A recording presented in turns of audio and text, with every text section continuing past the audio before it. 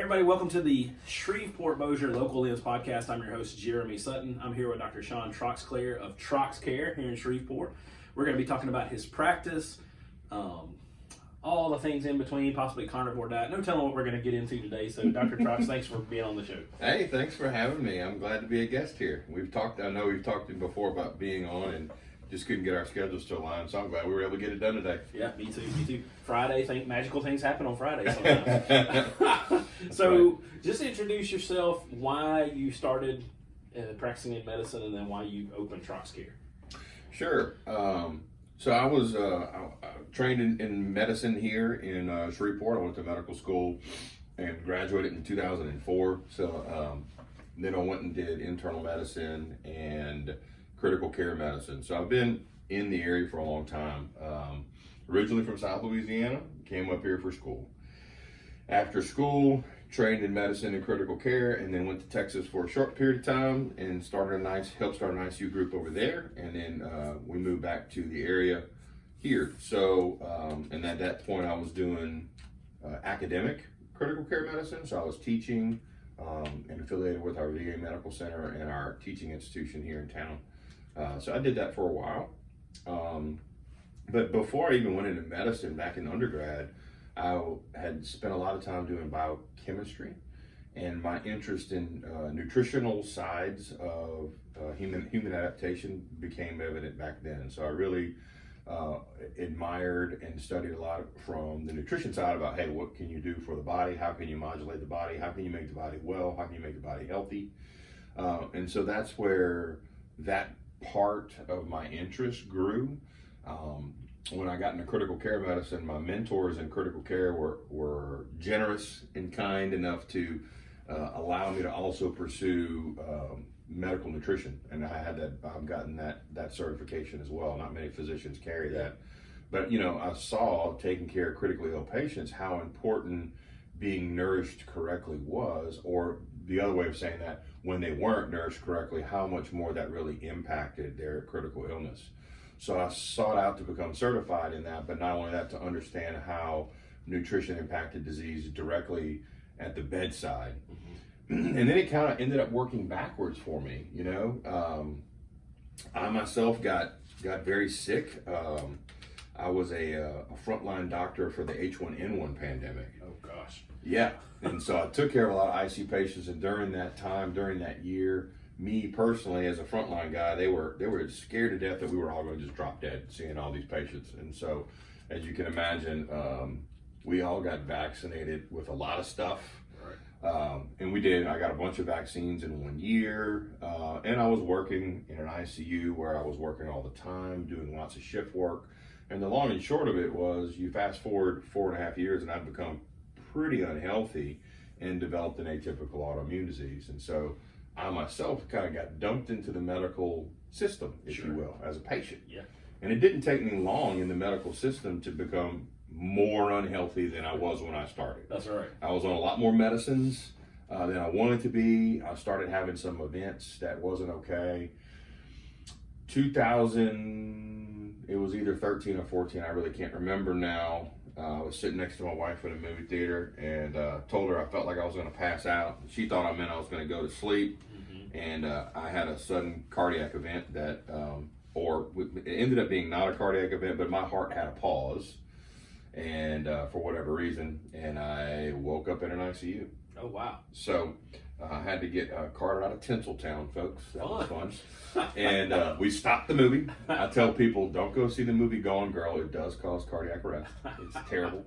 And I think all the patrons ended up getting a free movie ticket that night because I ended up ruining their movie experience. But they all got to watch me roll out on a gurney, I think. So, they had entertainment. It's a horror flick. That's right. It was a horror flick. It changed. It changed everything. So, anyway, a year after that event, and that event was a huge deal. I was in the hospital in the ICU. My colleagues worked on me. I had a multi-million-dollar workup, and they couldn't find really anything wrong.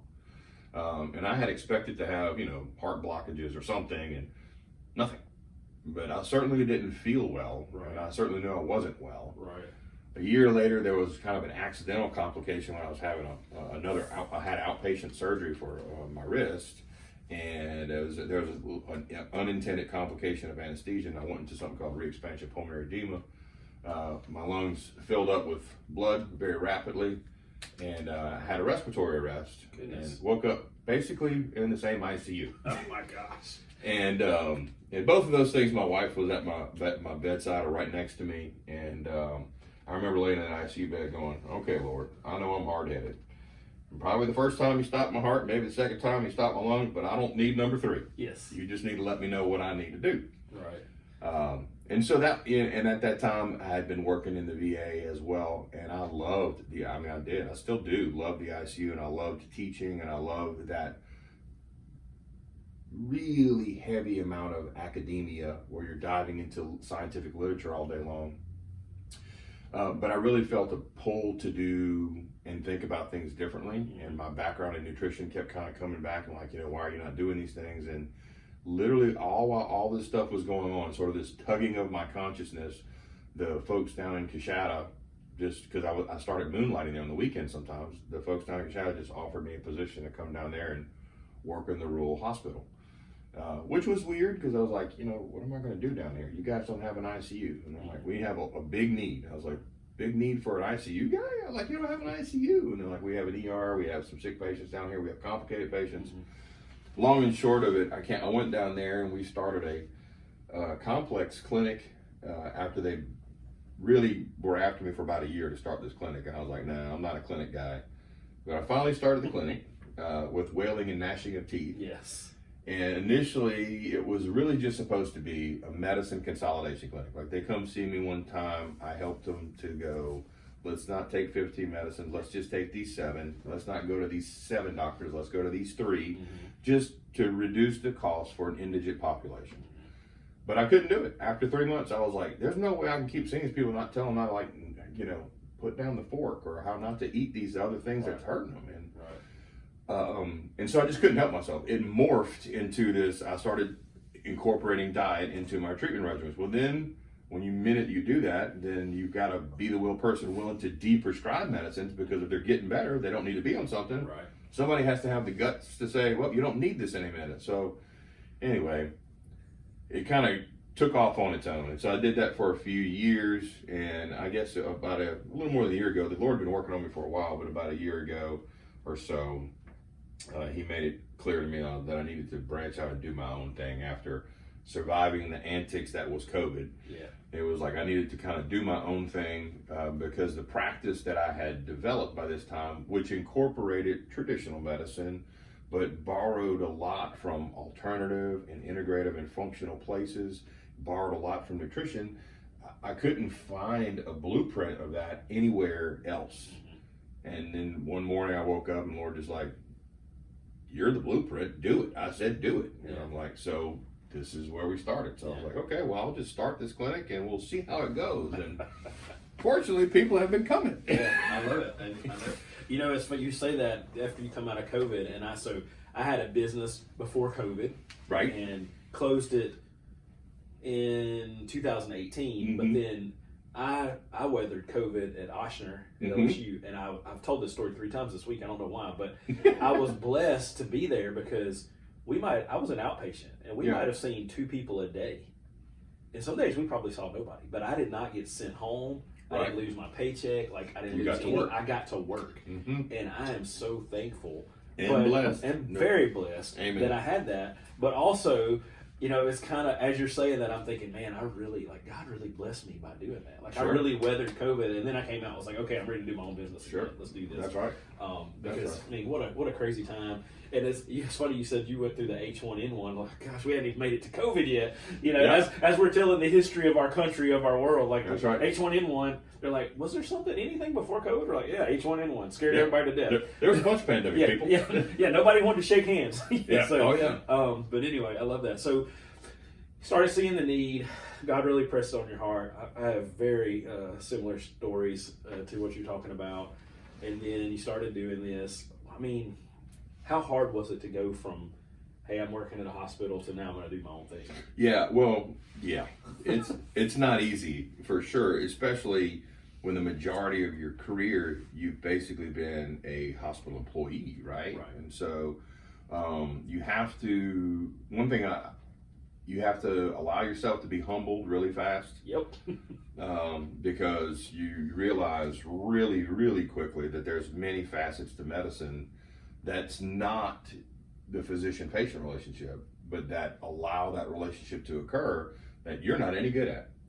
And so that you're going to need help, and you need people who are willing to mentor and help teach you as well.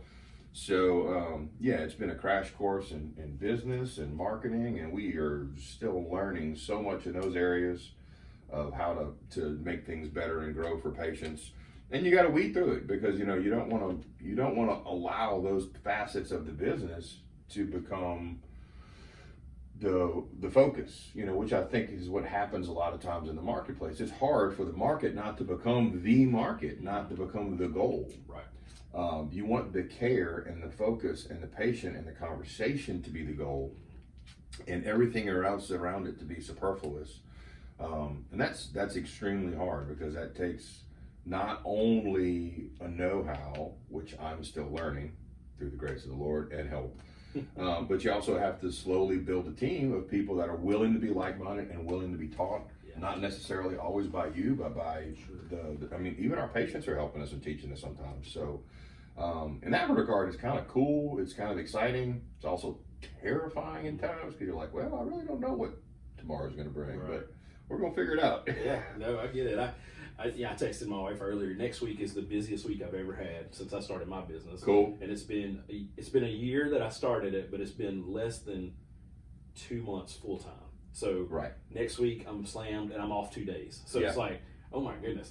But then, and so I text my wife, and she's like, let's go. Just awesome, because we're just trying to make it to the Lord's like, hey, here you go. Yeah. But it's being faithful. It's I have a friend that's a plumber, and he said, back in the 1800s when people were farming, they had to depend on God to bring rain, right? Right. Like, they don't have control over rain. That's right. It's one of the most profound things I've heard as a business owner. Like, I don't have any control over this. I mean, I can go out and do my marketing and podcasting. They're either going to come to you or you're not. Yeah. And ultimately, if we're doing Christian-based businesses, the Lord's going to provide provision for us, for those patients, and vice versa. Absolutely. And I believe that there's a reason why there's more healthcare providers kind of going into this market space, because there's more than one kind of person.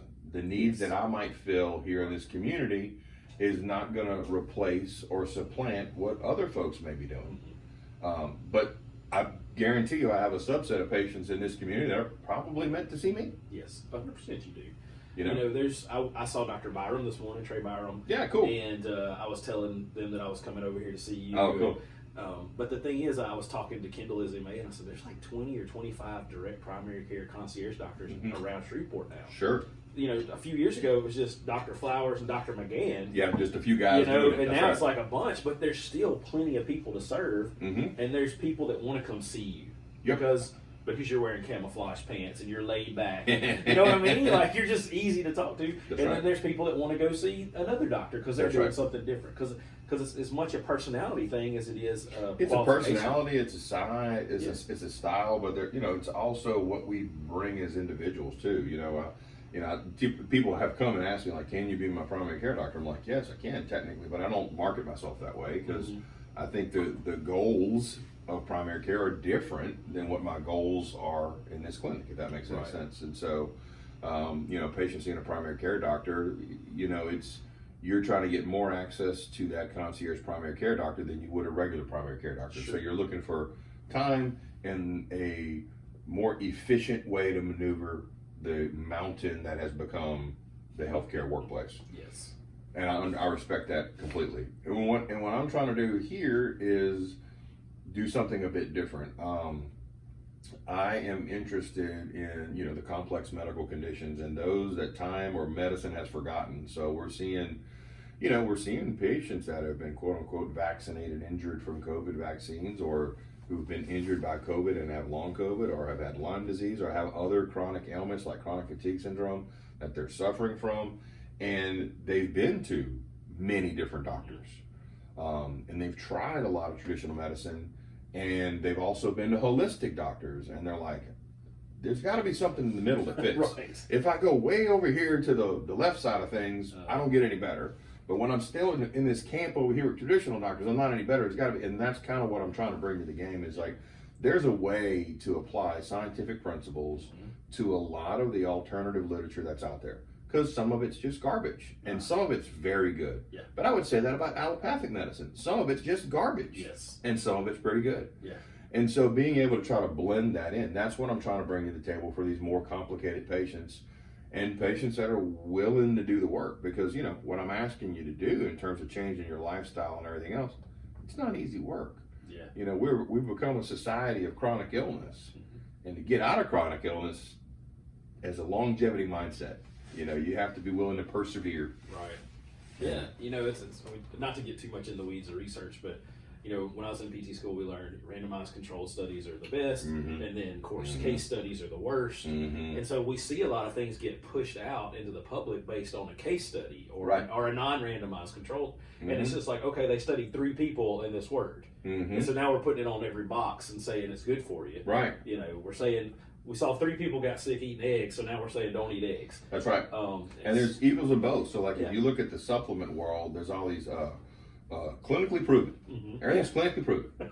Well, I mean, it's clinically proven with what, 10 people? Yeah. So you see that a lot in the natural and supplement world. There's lots of that. But the other flip of that is in the randomized controlled evidence-based allopathic world, you see a lot of drugs come to market, but what you don't see sometimes is the bigger drug trial, the things that failed before it went to market, or the lab bench stuff that they don't talk about, or how is it that the patient that I'm treating right now wasn't in that trial?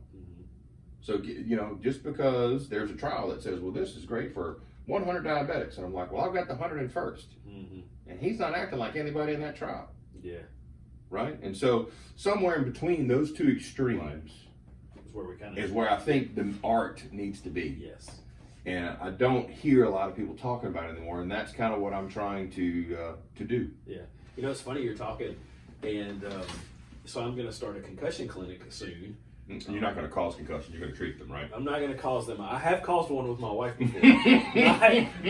Don't send the law. It wasn't on purpose. We were dancing. And I shouldn't say this on the podcast, but I spun her and she hit her head on the door facing. Oh, so my goodness. It was horrible. It lasted 6 months. Whoa. Yeah, it was bad. That was a real concussion. It was real bad. Yeah, it was real bad. So anyway, my daughter had one a few weeks ago, and then I've treated 4 or 5 people, and I just had been thinking about it a lot, and God was like putting it on my heart. And so I told my wife one night, I was like, hey, I made a real emotional purchase tonight. I'm going to get certified in concussions. I'm going to start Shreveport's first concussion clinic. Cool. And love to be helping. But as you're talking, I'm like, I need a naturopathic doctor. Yeah. Well, no, I just need you. Yeah. So now I'm like, okay, well, I'm going to send everybody that won't get better to you, or that we can't figure out, because there's a certain, you know, thing that you follow. There's a protocol that should work with, you know, 95% of people. Well, what do you do with that 5? You don't just throw them away. That's right. You can't. That's right. If you're ethical, and so you can't. Now just send them. You can't. And the thing about that is you know, you got me off on a tangent. I can't help it. But like concussions themselves are just a state of neuroinflammation. Right. And so I like to look at all the things that go into a body that contributes to inflammation. Right. So when I started doing that, I started looking at a lot of our diseases as is there a neuroinflammatory component? If you go back and look at some of these older diseases that we've had for a long time, like some of the chronic Lyme disease patients over that, they'll describe these crazy vogue symptoms that overlap with some of the concussion phenomena. But you're like, this isn't happening acutely, it's happening chronically. Right.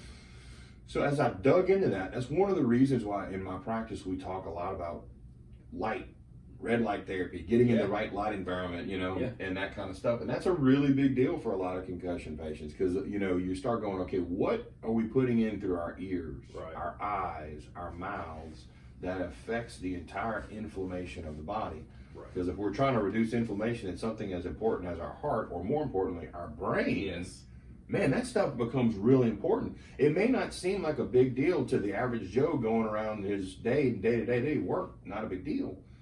But to somebody who's now injured, all that stuff matters tremendously. That's right. And there's so much, like, so I went to this PT business thing in Ohio, stayed with a friend from Pittsburgh, and we talked about all this concussion stuff I'm doing. Well, he gets a concussion the next day. Oh my God. Like the Saturday after I get home. Lord's going to use some head hurt people. Yeah, it's crazy. And so I'm like, hey, go buy a blue light and put it on you for 30 minutes in the morning, or go outside and walk. But it's Yeah, the red light. Pennsylvania, Yeah, it's 12 degrees, and so I'm like, get some light, Yeah. you know, and because the old verbiage or the old thought was stay out of the light. Well, now we know if you do that, that's stupid. Like it prolongs your symptoms. Get any better. And what's funny is, so think about the old timey hospitals, right? Before we actually had the advent of all these medicines or the availability of pharmacologic medicines, Right.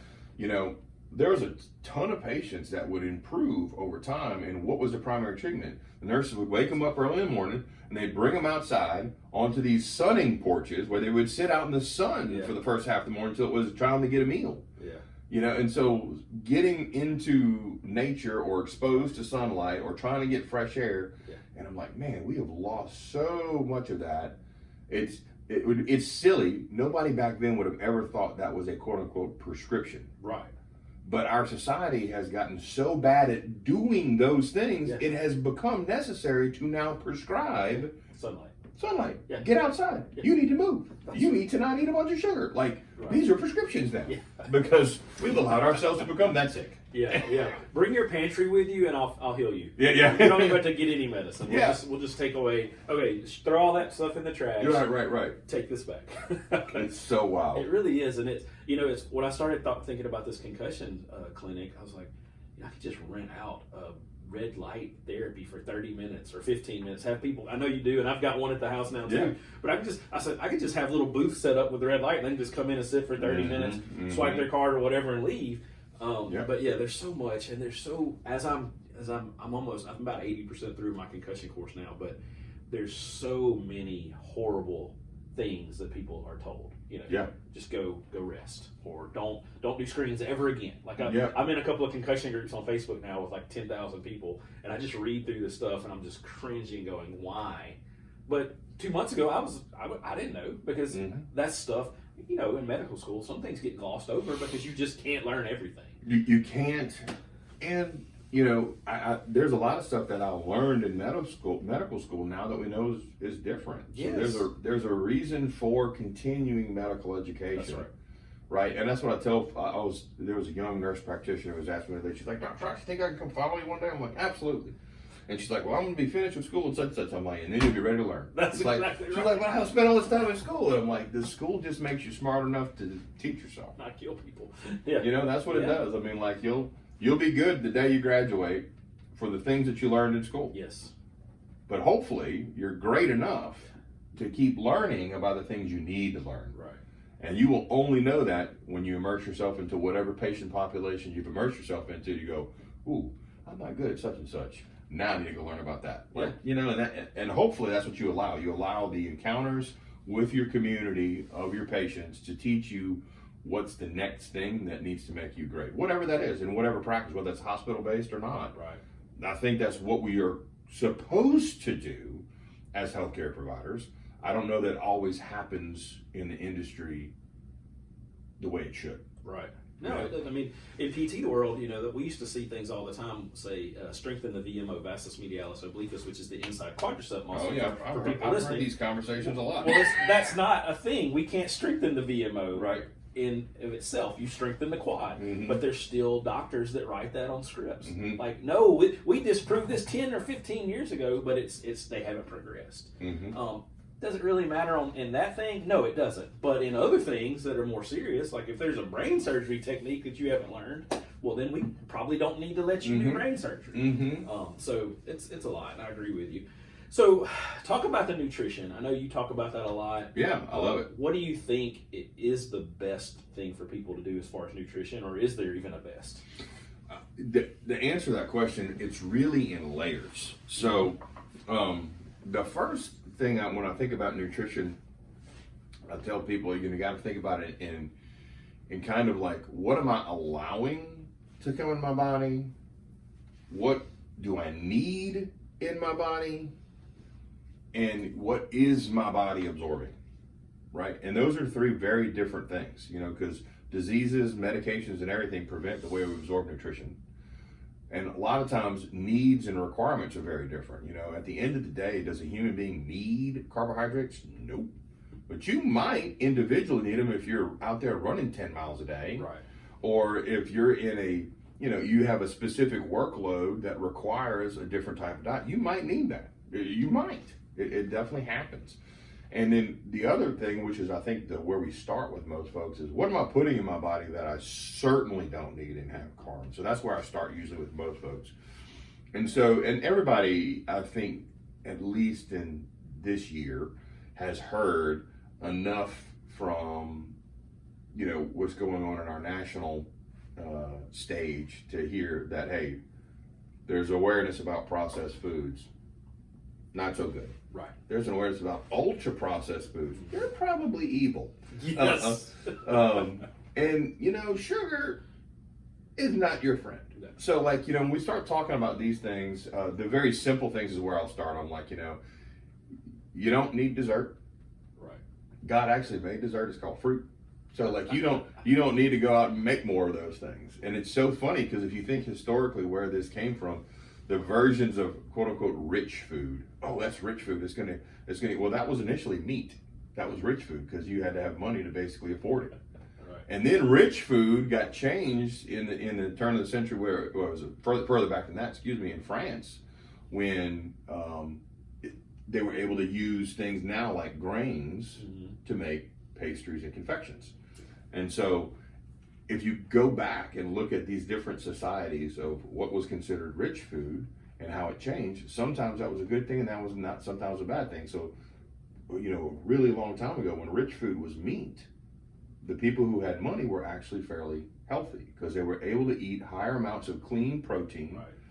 and they were probably better able to get clean water, and they weren't stuck foraging for food, right? And if you think, many centuries ago, what foraging would have been like, well, that was still a little active discovery. You don't know if what you're about to put in your mouth in terms of this, That's right. this plant thing could kill you. Joe or didn't not. make it, so don't eat that one. Yeah, right. Oh, that did not turn out well. Okay, so no more for that,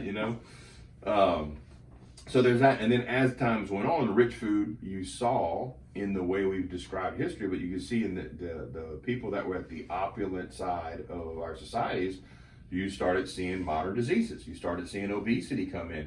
You started hearing of them talking about things involving like limb destruction, gout. I would expect it would have probably been diabetic wounds and that kind of stuff from these people they were wealthy enough to afford these things, and later in life, all of a sudden, I'm like, man, this guy had a diabetic foot. He lost his toes. All these other things. Yeah. And so we've not learned, obviously, from history. Sure, no, we haven't. As a society. In fact, we've marketed the wrong way. And so the first thing we talk about in my clinic is, hey, what are you putting in your body that's probably trying to kill you? Yes. And a lot of it we've been taught is healthy, and it's just not. So I start with telling people how vegetable oils are not food. Right. And so for anybody who wants to challenge me on that, I will say just go find any meaningful video on how vegetable oil is produced. And if you think that's how you should handle food, then good for you.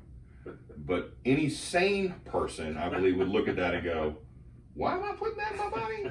Because that looks like something I should probably put in a vehicle or a mechanical apparatus, not a biological system, okay? So seed oils and vegetable oils, I tell people, look, this isn't food, get that out of there, okay? Let's stop demonizing fats that are probably healthy for us. I mean, there's probably a lot of great things coming out of animal fat when it's a clean animal. Yeah, now, should I take a pig that's been on a feedlot and that's been fed a bunch of junk and slop and everything else that, they're feeding them sugar and canola oil and all those other things and pumping them full of antibiotics and hormones? Am I going to call that healthy fat? No, I'm probably not going to call that healthy fat. But I wouldn't want to eat that animal either, because just like I don't want ultra processed foods in me, I would prefer my animal not have that either. So as an example. Right. As an example. So the first thing I say is let's cut all that stuff out. Let's talk about what's not food. Let's talk about why things like artificial sweeteners are probably pretty damaging to your nervous system over time. Let's talk about things that are quote unquote natural sweeteners like stevia can sometimes trick your nervous system to think it's a good thing, but then gives you these inappropriate addictive cues to seek out sugar, to seek out sweet, to get these are all chemical pathways that when you abuse them enough, you're turning on something. Yeah. And if you think about, again, a couple centuries ago, there was not a whole lot of sweet on the palate of a human being. Yeah. And I'm not saying that people didn't eat honey. I'm not saying that people didn't eat fruit. I'm just saying they didn't eat it every day. Right. Because it wasn't available. Yeah.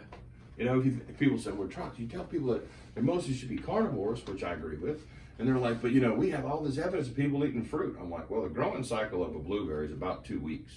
So if you want to tell me you're going to eat meat for 11 and a half months and blueberry for 2 weeks, I'm like, get after it. Right. But you're not going to give me the argument that we're supposed to have this stuff every single day, 365, and we're going to be fine. Right. That doesn't add up either. Yeah. And the evidence is, well, just look at our society for the past 35 years. We've been eating fruits and vegetables and grains to an abundance around the clock, 7 days a week. And let's look at our rates of heart attack and stroke and lipemic disorders and hypertensive and diabetes. And I don't think we're doing great. Yeah, no, we're not.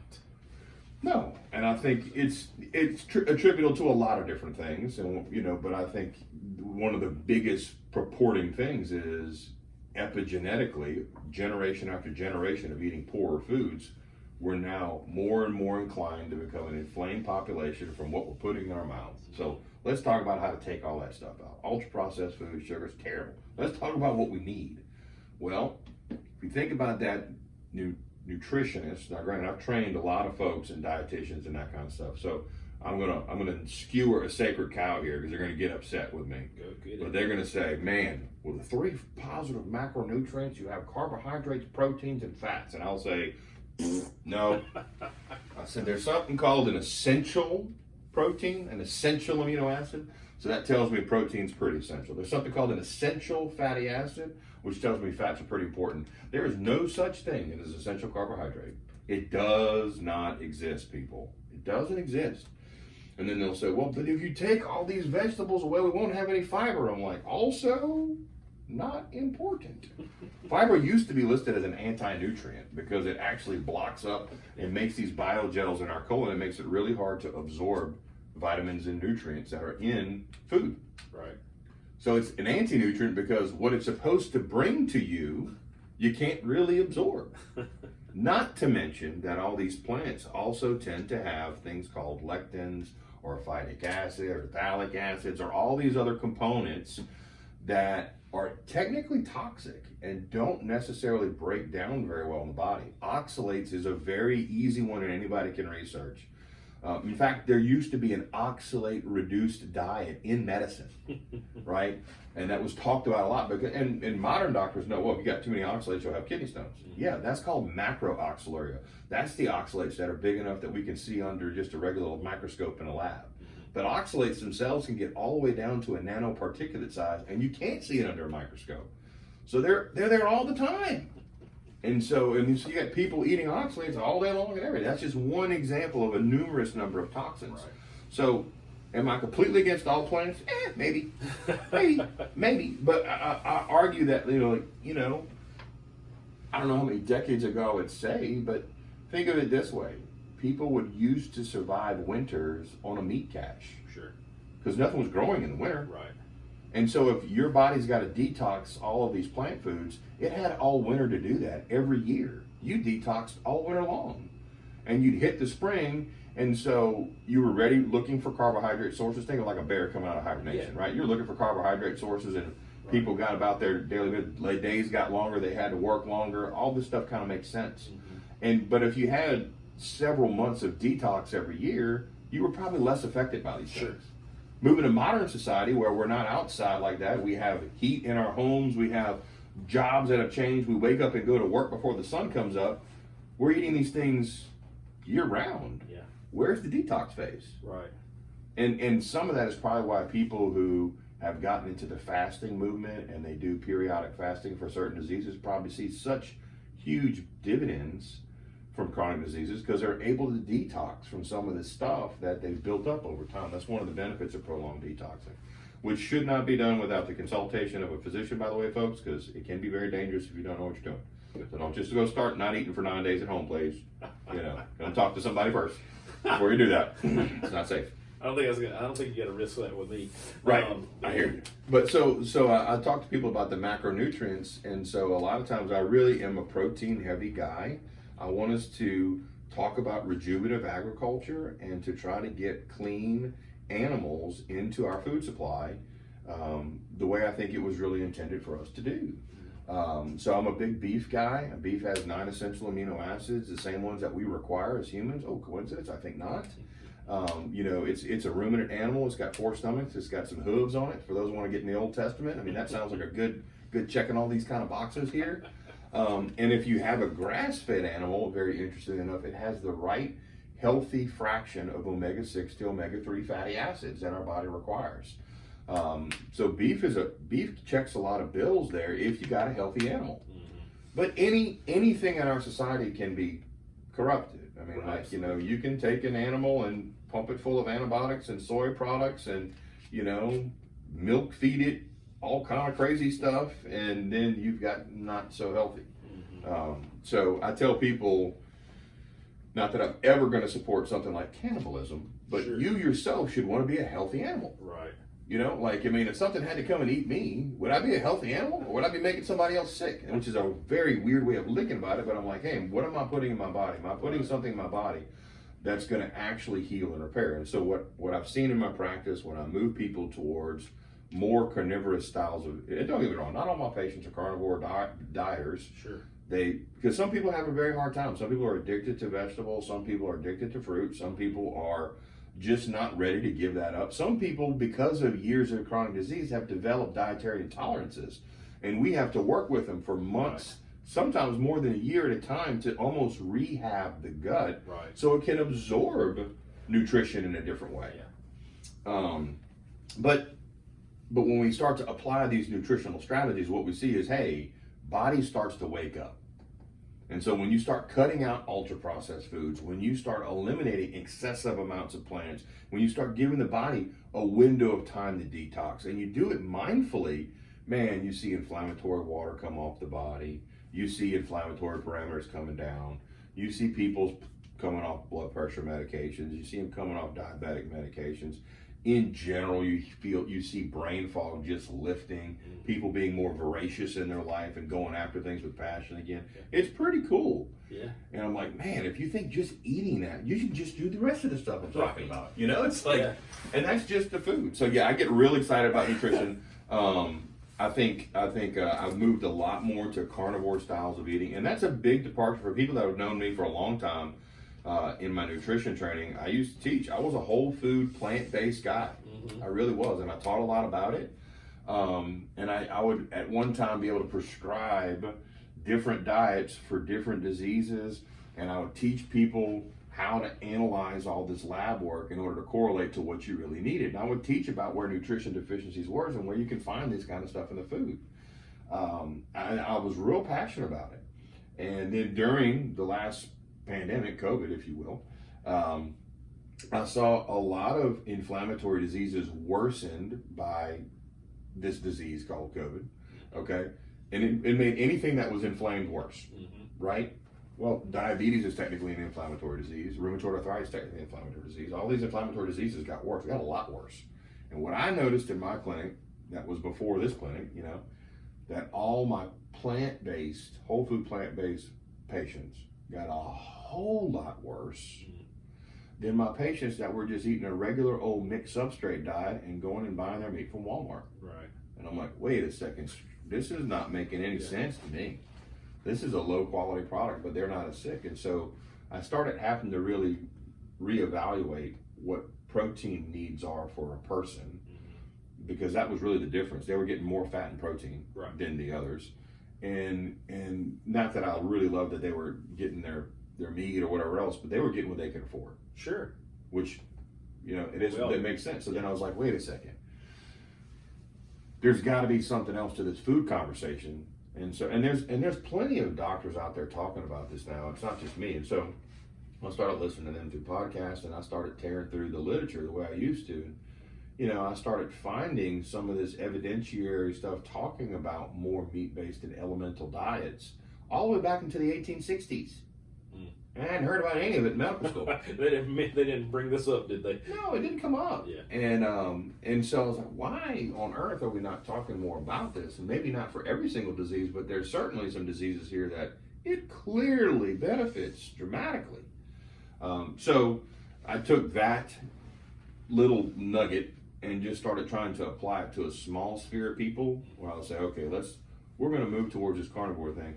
And some of those patients are still dear friends of mine today, because that global experiment that started in my clinic, that was before this clinic that started there, they really helped us learn how to kind of perfect how to transition into that kind of lifestyle and that kind of eating, because it's not without caveat. You know, like I tell people all the time, I was like, if you've been a vegan for most of your life and you decide to go carnivore tomorrow, please come see me, because you're going to get sick if you do that. You're going to get real sick. Yeah. And you potentially get sick enough to give yourself heart arrhythmias and that kind of stuff, because your body is not used to these things. And more importantly, when it's detoxing from all these other plant toxins, it can be dangerous. So you really need somebody to help you transition to understand what you're doing. So I do it in phases with people, with the idea of trying to get people to understand what does fed feel like, which is different than full. Right? We're always taught that full, it feels good. You know, we've taught that full feels good.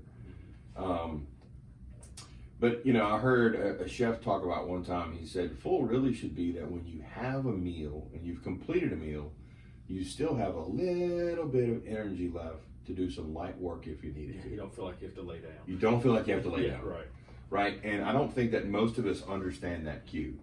And so what's really cool about more of these primal way of eating is when the body starts to absorb protein and fat first, and fat is so satiating, that one of the things that starts to happen is you start getting this change in your mindset about how you're eating and what you're eating. I had a friend recently who's come back to me as a patient, and he's like, man, I tried the carnivore diet for a week, man, I couldn't make myself eat any more meat. Every time I wanted to put it on, it just tasted terrible. And I said, stop, you shouldn't have eaten. He said, what do you mean? I said, well, your body needs protein and it wants it. Your body needs fat and it wants it. But if it's got all it needs, the food doesn't taste good. Yeah. Unless you're eating spoiled food, then you got a different problem. But if it's good food and everybody else is enjoying it, but it doesn't taste right to you, you're full. Yeah, don't eat. You don't need to eat. Yeah. And so that was a big thing for me as well. You know, because part of my story back in 9 when I first got sick, and that carried all the way through to 15, I developed a bit of an eating disorder as well, as part of the way I coped and managed with all the stress of doing all the stuff that I did. And in that short period of time that I had done that, I gained over 100 pounds. I was a pretty big fella, and had gotten very unsick with all this. The autoimmune disease that I developed helped spur that along. It, being chronically inflamed all the time, it makes it real easy to gain a lot of body weight. And so if you're working at night and then you're eating ultra processed food, right, it's not hard to gain a lot of weight real fast. Sure, no, absolutely. And I did. I certainly did.